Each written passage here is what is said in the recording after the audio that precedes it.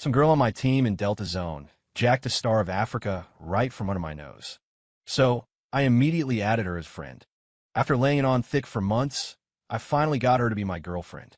We were inseparable in the game every day. On Discord, we were constantly messaging, things heating up more and more.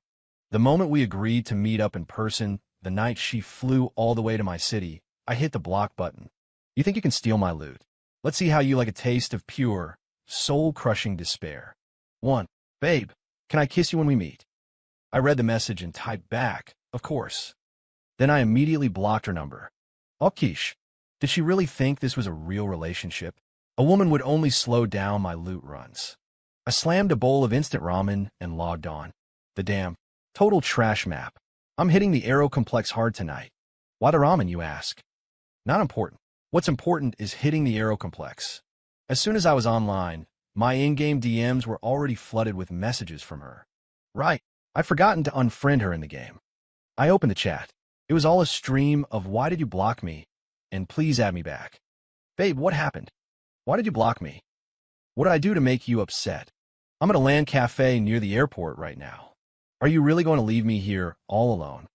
I let out a small laugh. So now she plays the victim. Did she think about my feelings when she was pocketing my star of Africa? I clicked open the chat box and fired back a reply. Remember the first time we met? Seeing I'd responded, she was clearly thrilled, her reply coming back instantly. Of course I do. You even gave me a star of Africa. Gave. I scoffed. No, you got on voice chat, said you'd never seen a star of Africa before, and asked if you could just see it.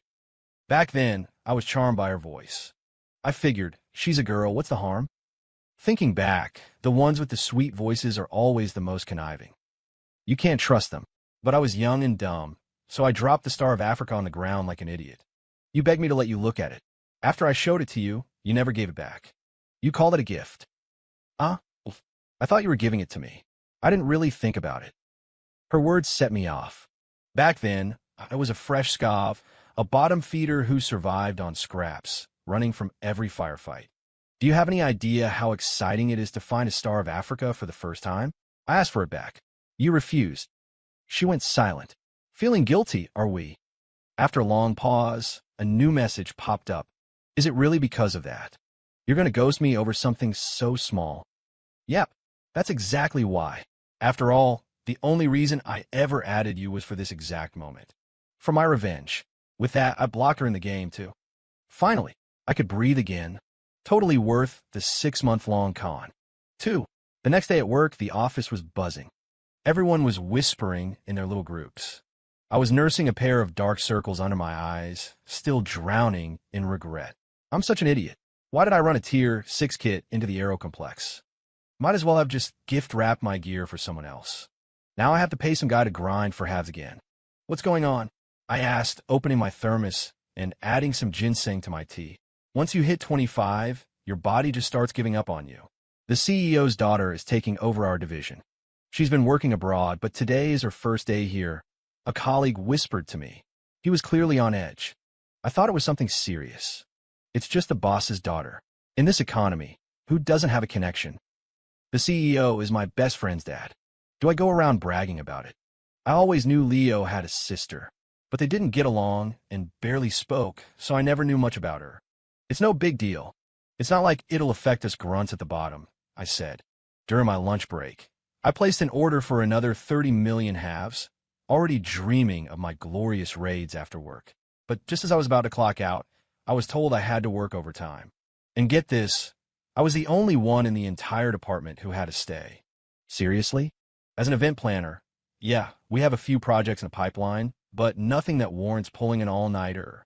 It was Ms. Winter's request. She specifically asked for you to stay. She said your team's proposal wasn't detailed enough, and that you need to flesh it out. The assistant who gave me the news added the last part apologetically. Damn corporate overlords. All they know is how to squeeze every last drop out of their underpaid labor force. I started venting to the assistant. A boss who makes their employees work late like this has to be one of those old, single women with no social life.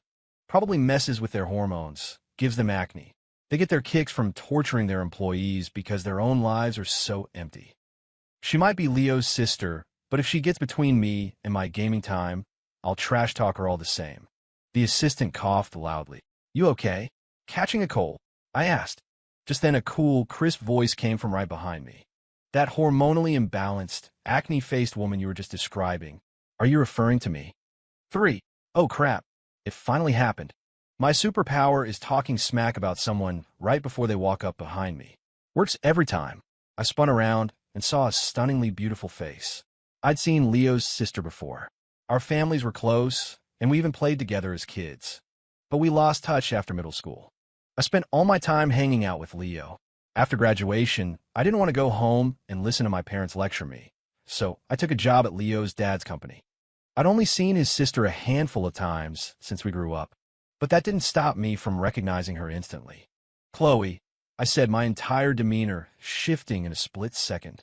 My face was a mask of pure reverence. What brings you here? I even used my most polite, formal tone. Chloe Winters let out a soft, sharp huff. In the office, you will use my title. Right. Ms. Winters. How could I possibly be talking about you? I have nothing but the utmost respect for you. If I had a picture of you, I'd probably have it framed in my apartment. I heard someone make a sound of disgust and saw the assistant giving me a look of complete contempt, as if to say, what happened to that rebellious attitude from 2 seconds ago? Oh, a faint, cold smile still played on Chloe's lips. Then who, exactly, were you talking about? Damn it, playing dumb wasn't going to get me out of this. I scrambled for an excuse. I was talking about this person I know from a game. Total freeloader. Try to get me to meet up with her in real life. Talk about punching above your weight. You could just tell she's some desperate old hag, starved for attention. I am a genius. For some reason, though, in that split second, I felt the look Chloe gave me grow even colder. The hint of a smile she had vanished, replaced by a glacial mask. I want 5 new proposals on my desk by morning. Don't even think about leaving until they're done. I'll be right here, watching. Without another word, she turned and walked back into her office. I turned to the assistant. Did I say something wrong? She just rolled her eyes at me. How should I know? 4. I didn't finish the proposals until after 10. When I walked into Chloe's office, I saw her reflection in the glass partition. It looked like she was playing Delta Zone. But the instant I knocked, she alt-tabbed to a spreadsheet. She didn't even glance at the proposals I handed her. Of course, the old hag was just getting revenge on me for talking behind her back. So, Ms. Winters, am I free to go now? The next thing I knew, Chloe was in my car. She said it was late and that I should give her a ride. So, Ms. Winters, where to? I could drop you off. Chloe gave me an address for a hotel near the airport. I just got in yesterday. I haven't found a place to live yet, so just take me to the hotel for now. After I dropped her off and was about to leave, she called out to me again. I forgot to book a room for tonight. They're completely full. She looked at me. I looked at her. The silence stretched, thick with awkwardness. I cleared my throat. Well, you could. Crash at my place for the night. I was just being polite. She was my best friend's sister, after all. I didn't think anything of it. But to my surprise, the moment the words left my mouth, Chloe immediately said, Okay, help me with my luggage. As I drove, I could feel a pair of eyes on me from the back seat, and the atmosphere in the car was heavy. I forced a laugh, trying to break the tension. Ms. Winters, I couldn't help but notice. You play Delta Zone, right? We should add each other, play together sometime. I distinctly felt Chloe let out a cold snort from the back. Are you sure you want to add me? I paused, remembering how I donated a full kit of top-tier gear to some random player just last night. Yeah, maybe not. I quickly changed the subject. So, what's with the sudden trip, Ms. Winters? Didn't even have a place booked. Why didn't you tell Leo you were coming? I could have helped you find a place ahead of time. Chloe just grunted, then said flatly, Had to. I ran into a real jerk. Great. Now I had no idea how to respond to that. The atmosphere got even more awkward. But Chloe didn't seem to care and kept going. I was supposed to meet my boyfriend here, but as soon as I landed, he just vanished. I can't get in touch with him, so I had to get a hotel. Wow, that's a seriously scummy move. Who would dare do that to you, Ms. Winters? Don't let me find out who he is. I'm pretty sure I heard her laugh coldly. And what would you do if you found out? Huh? This is what I get for trying to be polite. I had to double down. If I find out who it is, I'll beat the crap out of him. I'll show him why the sky is blue. Nobody messes with my boss. Ethan Hayes, the Ryan Gosling of Denver, won't stand for it. From the back seat, Chloe actually laughed. Then she said softly, "We'll see." 5. Luckily, my place was big enough to give Chloe her own room. By the time we got everything settled, it was almost midnight. I was about to crash when I got a message from Leo. "How's it going with my sister?" Just seeing his name annoyed me. Ever since he got a girlfriend, I barely saw him. He wasn't even online anymore. He probably only messaged me because he knew his sister was at the company now, just showing up to gloat at my misery. I sent back an eye roll emoji. "Don't even ask. Your sister's been running me ragged all day." Leo immediately sent back a smirking emoji. A young man needs to learn some self-control. What? Self-control, my ass. Not only did I have to work overtime, but I also had to play chauffeur, and now he's making it sound all shady. I sent him another eye roll emoji just as I heard Chloe's voice from the bathroom. "Ethan, can you grab my slippers for me?" I grumbled under my breath, but still went to her room and opened her suitcase like she'd asked. It was stuffed with a chaotic mix of colorful clothes. A few lacy-looking camisoles were particularly noticeable. I cleared my throat. After digging around for a while, I finally found her slippers. Chloe came out of the bathroom in a set of pink pajamas. The pajamas were loose, giving her a slightly lazy and leisurely look. Her face was flushed, probably from the hot shower. Her lips were a soft, rosy pink and stood out even more. Chloe was already gorgeous, and for a second, I was completely mesmerized. I just stared. "Like what you see?" Chloe's sudden voice snapped me out of it. I wasn't looking." "Oh, really? Then do you think my legs are long?" "They're pretty long." "See. So you were looking." I could hear the disdain in her voice. I sheepishly looked away. Looking doesn't hurt anyone. "What did you say?" "Nothing." 5. Couldn't. It seemed like Chloe had no intention of leaving. After several days, she still hadn't made any move to find her own place. I had to try a more subtle approach. "Ms. Winters, have you been too busy lately? Do you need me to help you look for an apartment?" She looked up at me. "Are you in that much of a hurry to get rid of me?" It wasn't that. It was just, I couldn't play my game if she was here. My PC setup is in the living room. I hadn't dared to even turn it on since she arrived. But I couldn't let her know that was the reason, so I put on a friendly smile. "Of course not." "Good. Then I'll just stay here for now. Consider it back rent for all the times you stayed at my family's house." When we were in school, my parents traveled a lot for work, so I did end up crashing at Leo's place pretty often. I was stumped. I had no comeback for that. "Fine. I guess I'll move my PC into my bedroom tonight." That afternoon, I got a call from an unknown number. When I answered, a pleasant voice came through the line. "So, are you going to hand me back now?" The voice sounded familiar, like I'd heard it somewhere before. I thought for a moment, then asked hesitantly. "Luna." Luna was the in-game name of the online girlfriend I'd blocked. She hummed in confirmation. I sighed. "I told you we're done. Don't contact me again." "Are you sure?" Her voice seemed to change, maybe out of anger. That tone. It also sounded really familiar, but I brushed it off. "Of course I'm sure. Goodbye." I hung up and immediately blocked the number. What can I say? I hold a grudge. That night, just as I finished moving my PC into my room, I heard the electronic lock on the front door beep with an error. I opened the door to find Chloe standing there. It looked like she'd had a lot to drink. She couldn't even get the keypad code right after several tries. The moment I opened the door, she stumbled and fell into my arms. A light, fresh scent mixed with the smell of alcohol filled my nose. Babe, babe," she mumbled, her tone soft and almost like she was pouting. She was a completely different person from the one I saw during the day. Even her voice sounded sweeter. I froze, not daring to move. "Ms. Winters?" "Chloe," I whispered. She didn't answer. Instead, her arms tightened around me. I had no idea how much she'd had to drink. I managed to half-carry her to her room and lay her on the bed. I got a warm towel to wipe her face and poured her a glass of water. Just as I was about to leave, she grabbed my hand. Her grip was tight. I tried a few times to pull my hand away, but I couldn't. I sat on the edge of the bed. This was the first time I'd ever looked at Chloe this closely. Her eyes were shut tight, her brow furrowed. Half of her lipstick was gone, but her lips were still a vibrant red. Looking at those lips, I felt a strange impulse to lean in closer. I immediately shook my head. What the hell is wrong with me? Chloe's arms were wrapped around my arm. I could feel the soft warmth of her skin. Then, she slid her hands up from my arm and wrapped them around my neck. I lost my balance and tumbled onto the bed. She held me tightly, burying her face in my shoulder. My hands hovered awkwardly in the air, unsure of where to put them. I could feel my own blood rushing. I mean, I'm a normal guy. What red-blooded American male could pass a test like this? Just as I was thinking that, I heard Chloe whisper in my ear, "Can we get back together? Please don't ignore me anymore."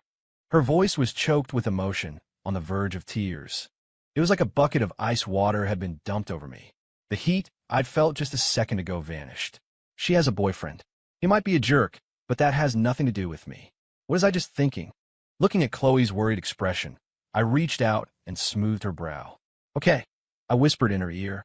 As if she'd heard me, a faint smile appeared on her face, even in her sleep. The tension in her forehead seemed to melt away. Her grip on me loosened.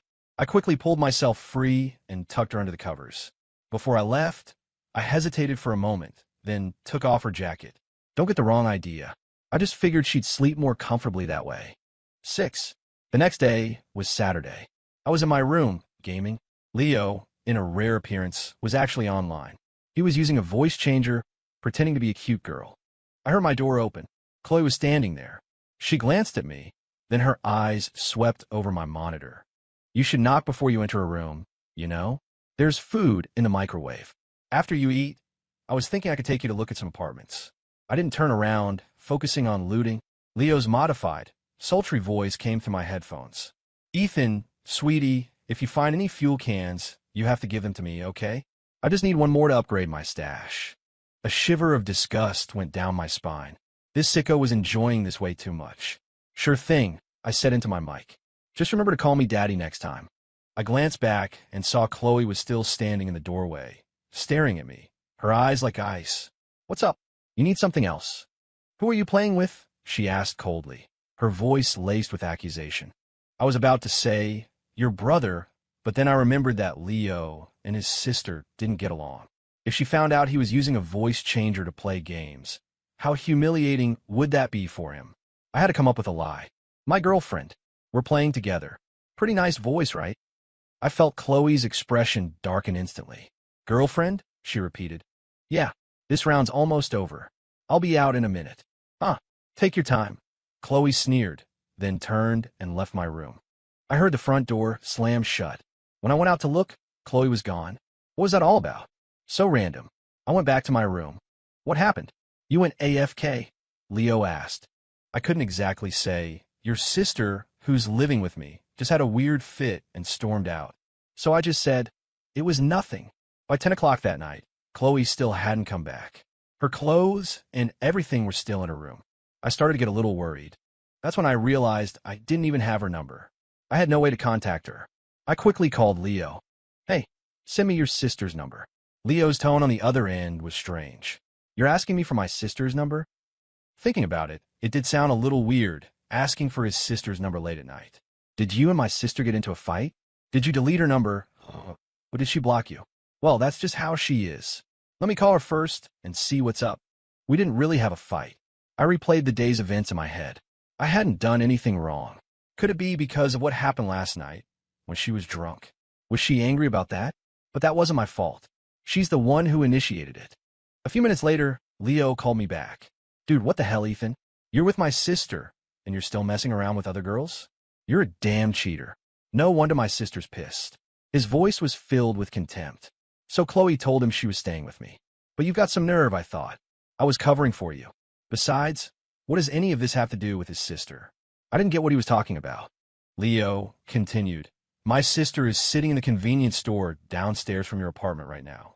You need to go find her, and don't tell her I told you. This is all I can do for you, bro." Something felt off, but I didn't dwell on it. Chloe was at the 24-hour convenience store nearby, just sitting there, staring out the window. The moment she saw me, her eyes turned red and welled up with tears. Then she immediately turned and walked away.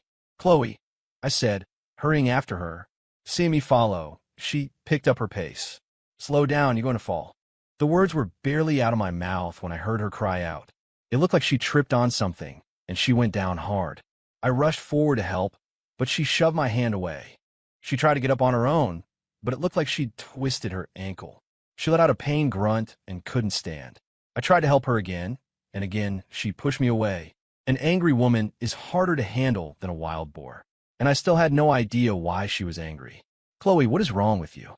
Can't we just talk about this? What's wrong with me? You don't know. Her voice was cold, but it trembled slightly. It sounded like she was about to cry. What did I ever do to deserve this? I had no idea what was going on. Who was that girl you were playing with today? I was stunned. That's it? That's what this is about. I honestly couldn't understand why she was so upset about it. But I knew one thing. This was not the time to argue with a woman about logic. It didn't matter if I'd done anything or not. At this moment, I was definitely in the wrong. So I started explaining. That was your brother. He was using a voice changer. Chloe's expression softened a little, but she still didn't say anything. Chloe, I'm sorry. I'm sorry. Okay, let's just go back home first. We can talk about whatever it is when we get there. Then tell me what you're sorry for. The classic trick question. How the hell should I know what I did wrong? For not telling her that her brother is a weirdo? I started to get a little frustrated too. This whole day had been bizarre. I stepped forward, sliding one arm under her legs and the other behind her neck. Chloe wasn't heavy. I lifted her into a princess carry with ease. She started to struggle, but I said in a firm voice, "Don't move." I don't know if it was my tone that scared her, but Chloe went still. I carried her back to the apartment and set her down on the sofa. I found some muscle spray in the first aid kit, sprayed her ankle, and then began to gently massage the area. For the record, I'm not trying to take advantage of you. It's late. We'll use this for now, and if it still hurts tomorrow, we'll go to the hospital. She didn't say anything, but when I looked up, I found Chloe staring at me, her expression dazed. She looked so vulnerable right then, like a wounded kitten. I felt a stir inside me. Damn it, must be that time of year again. But then I remembered. She has a boyfriend. From the way she was acting last night, she must really like him. What am I thinking? She's just my friend's sister. She's my boss. Don't be stupid. 7. Chloe tried to stand up, but as soon as she put weight on her foot, she hissed in pain. Her brow furrowed, and she sat back down. It was clear she was in a lot of pain. I'll carry you to your room. We should probably get you to a doctor tomorrow. A rare blush appeared on Chloe's cheeks. She mumbled something. What was that? I asked. I have to go to the bathroom, she said, her voice getting quieter until it was barely a whisper. I pick her up. Chloe let out a small yelp and grabbed onto my shirt. I set her down on the toilet and then left. But as soon as I was out the door, she called me back. She looked at me, her face a picture of embarrassment. I can't get any leverage. My pants. I can't pull them down. The atmosphere instantly became monumentally awkward. You still here. She stared at me. I was the one who finally broke the silence. You want me to help you with that?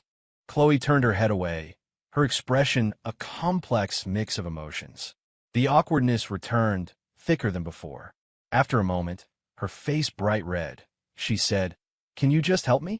I really have to go. And she looked me straight in the eye. But you're not allowed to look. Fine. I'll close my eyes. I moved forward, shut my eyes, and fumbled around blindly. Where are you touching? Saw the, my back. In the end, I might have accidentally snuck a peek. Wow. I put Chloe back in her bed. Her face was still bright red. She just looked at me without saying a word. I'll sleep on the couch tonight. If you need anything, just call me. She grunted in response, the sound barely audible. The next morning, I woke up to find Chloe already awake. She was sitting on the edge of the sofa, just quietly watching me. You're up? How's your foot? It's better. Not as bad as yesterday. I can walk on it a little now. She seemed to be in a good mood today. I nodded. I'll call you Mom later. With your foot like this, you'll need a proper caretaker. And you really need to find your own place. As I spoke, the smile on Chloe's face faded, and her expression turned cold again. You're really in that much of a hurry to get rid of me? She looked at me, her words slow and deliberate. That's not it. It's just, we're a man and a woman living together. You saw what happened yesterday. So you saw, you touched, you carry me around. And now that you've had your fun, you're not going to take responsibility? Huh? I was completely blindsided. That was a special circumstance. I tried to explain. Do you have to be like this with me? I could hear the change in Chloe's voice. It was filled with hurt. No, it's not that. You have a boyfriend, don't you? It's not right for us to be living together like this. I finally said what I was thinking. I saw Chloe let out a cold laugh. My boyfriend. If you hadn't brought him up, I would have almost forgotten. She took out her phone and gestured for me to unlock mine. As I watched, she went into my blocked list and unblocked someone named Luna. I looked at her, confused. Then I watched as she opened her own phone and logged into Discord. And there it was, at the top of her chat list, the name Luna with the same profile picture. It took me a second to process it. You're Luna? You're my online girlfriend from the game? Chloe snorted. Keep pretending. Don't tell me you didn't know this whole time. But the thing is, I really didn't know. My brother was the one who invited me to play with you guys. Didn't he tell you? And then I remembered. Leo was the one who had invited her to our squad in the game. But he never told me it was his sister. Inviting a random person to play is completely normal, right? We stared at each other. The room was silent again. Then I saw Chloe, who was sitting next to me, lean in closer and closer until her face was right in front of mine. The rest of the text, from the kiss to the end, has been adapted and included in the following continuous narrative. I woke up from a nap that afternoon feeling completely dazed. I think I had a dream. A dream where my best friend's sister turned out to be the online girlfriend I'd brutally ghosted. I opened my eyes and found myself still on the living room couch. Nearby, Chloe was staring intently at the TV, playing Pokemon. A jolt went through me. My foggy brain instantly snapped into focus. It wasn't a dream. Have you eaten? I asked, my voice cracking with awkwardness. Chloe shot me a glare. You have a nerve to ask me that? Did you forget you have an injured person in your house? I gave her a sheepish grin. Sorry, just woke up. Still a little out of it. My memory's shot.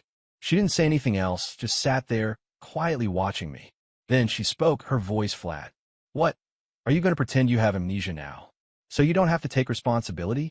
Her tone was calm, but I suddenly felt a cold sweat break out on my back. I had been about to get up, but I froze. I licked my lips.